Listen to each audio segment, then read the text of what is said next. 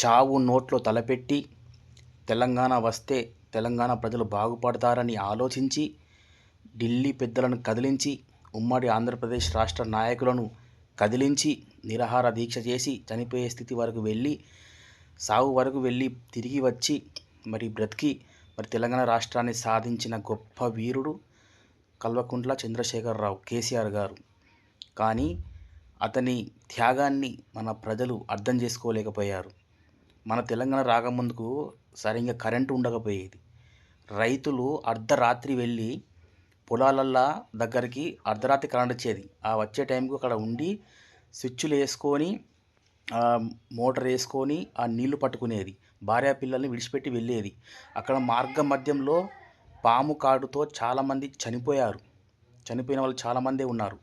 అప్పుడు రైతులు ఆత్మహత్యలు, అప్పుల వల్ల పొలాలు అమ్ముకున్న రైతులు ఎంతో ఘోరమైన పరిస్థితి ఉండే. అలాగే నీళ్ళు కూడా రాకుండా ఉండే. నీళ్ళు రావాలంటే ఎక్కడో ఒక నల్ల ఉంటే ఆడికి బిందెలు పట్టుకుని పోయి నీళ్ళు తెచ్చుకునే పరిస్థితి వచ్చేది ఉండే. ఈ మళ్ళా నగరాల్లో కూడా కరెంటు మధ్యాహ్నం పూట పోయి సాయంత్రం 4 గంటలకు అట్లా వచ్చేది.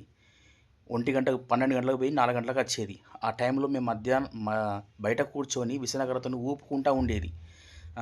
నీళ్ళు కూడా సరిగా రాకపోయేది. ఎప్పుడో ఒకసారి వస్తూ ఉండేది. బావి నీళ్ళే గత అయ్యేది, మోటార్ నీళ్ళే గత అయ్యేది. ఈరోజు ఇంటింటికి నీరు వస్తుందంటే అది కేసీఆర్ చలువ. ఉద్యోగాలు ప్రతి ఒక్కరికి ఉద్యోగాలు ఉన్నాయంటే అది కేసీఆర్ చలువేనే. అప్పుడు సాఫ్ట్వేర్ జాబులు ఎక్కువ లేవు. ఇప్పుడు గల్లీకో సాఫ్ట్వేర్ ఉద్యోగి ఉన్నాడు, అది కూడా కేసీఆర్ చలువనే. ఇలా చెప్పుకుంటూ పోతే కేసీఆర్ గురించి పెద్ద గ్రంథమే రాయొచ్చు, పెద్ద పుస్తకమే రాయొచ్చు. అసొంటి కేసీఆర్ రైతు బంధు వేసిండు, అడగక ముందుకే రైతు బంధు ఇచ్చిండు. వ్యవసాయం రేట్లు పెరిగినాయి, అంటే భూమి రేట్లు పెరిగినాయి, వ్యవసాయం పెరిగింది. ఎంత మంచి చేసిండంటే కేసీఆర్. అసొంటి కేసీఆర్ని పక్కకు పెట్టిళ్ళు. తెలంగాణలో అభివృద్ధి ఎక్కువయ్యి అభివృద్ధిని తట్టుకోలేక నమ్మి అబద్ధపు హామీలకు నమ్మి ఆశపడి ఇంకా ఎక్కువకు ఆశపడి 4000 పింఛన్కు అని, మహిళలకు 2500 వస్తాయని, తులం బంగారం అని ఇలా రకరకాల వాళ్ళు చెప్తే నమ్మి ఒక కేసీఆర్ తెలంగాణ ప్రజలు అనే ఆశ కలిగి కోరిక కలిగిన ఒక కేసీఆర్ను ఓడించిళ్ళు. నాకైతే ఇది నా మనసు ఉండడం లేదు. అప్పటి నుంచి నేను ఈ ఫేస్బుక్లో కానీ సోషల్ మీడియాలో కానీ ఇలా పోస్టులు చేస్తున్నాను. అసలు నేను చేసే పనికి ఈ రాజకీయంగా సంబంధం లేదు.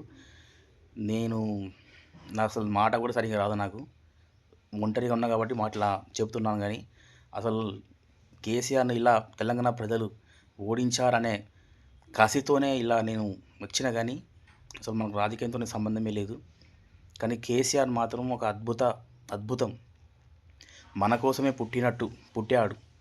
ఉద్యోగాలు లేవు, మన నిధులు బయట వేరే కాడికి వెళ్ళిపోయేది. ఇప్పుడు మనకే వస్తున్నాయి. కానీ కేసీఆర్ మంచితనంగా వస్తే ప్రజలు అర్థం చేసుకోలేక చెడుగా ఆలోచించారు. రైతు బంధు ఏది బంద్ చేపించిళ్ళు, రేవంత్ రెడ్డిని పిలుచుకొని కాంగ్రెస్ను గెలిపించి. తులం బంగారం ఏది, కళ్యాణ లక్ష్మి వస్తుంది, అది కేసీఆర్దేనే. 2000 పింఛన్ది కేసీఆర్దేనే. తెలంగాణ రాష్ట్రం రాకపోతే అదే కాంగ్రెస్ ప్రభుత్వం అప్పటి నుంచి ఇప్పటి వరకు ఉంటే ఎంతోమంది ఆత్మహత్యలు చేసుకొని చనిపోవు రైతులు. ఇప్పుడు తెలంగాణ వచ్చిన కాడి నుంచి కూడా దాదాపు 400 మంది రైతులు ఆత్మహత్యలు చేసుకున్నారు. ఆటో డ్రైవర్లు ఆత్మహత్యలు చేసుకున్నారు. ఫుడ్ పాయిజన్ వల్ల కూడా చాలామంది చనిపోయిళ్ళు. బస్సు ఫ్రీ పెట్టిండు, ఆ బస్సు వాళ్ళకు కూడా డబ్బులు ఇస్తలేడట. బస్సులు సమ్మె కూడా పెడతారట. కేసీఆర్ను వద్దనుకున్నందుకు రాష్ట్రం అల్లకల్లోలం అయిపోయింది. మనల్ని ఆలోచించుకోవాలి, మనల్ని పునరాలోచించుకోవాలి. కేసీఆర్ ఏం చేసిండు? ఆయన చేయడం మంచి పని అంతే. ఆ మంచి చేయడం వల్లనే ఆయన ఓడిపోయాడు. అదే నమ్మబలికిన మాటలు, ఏవో ఉత్తుతి మాటలు చెప్పి ఆయన రాలే.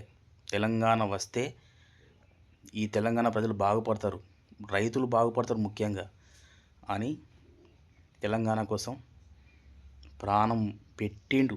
కానీ చనిపోలేదు. కానీ ప్రాణం పోయినంత పని అయిపోయింది అక్కడ. సావు నోట్లో తలబెట్టి తెలంగాణ సాధించిన ఉద్యమకారుణ్ణి పక్కకు పెట్టిన ఓ తెలంగాణ బెస్ట్.